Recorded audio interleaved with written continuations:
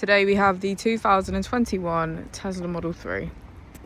This vehicle has done just over 50,000 miles.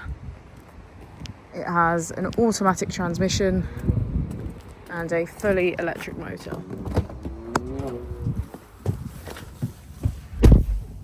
On our user interface, we're met with navigation as a feature, as well as an overview of the vehicle. This allows us to open the bonnet, charging port, and boot, all from within inside the car.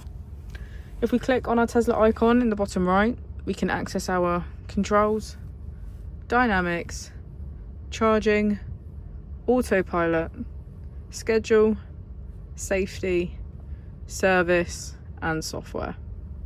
Within safety, we have advanced features such as a pin to drive and a glove box pin. If we go into software and click on additional vehicle information, we can get a deeper analysis of the vehicle spec.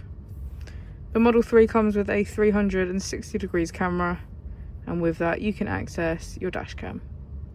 If we press here, we can access our climate control with heated seats on either side and our heated steering wheel. As we go into the back of the vehicle, we can see that it has a full leather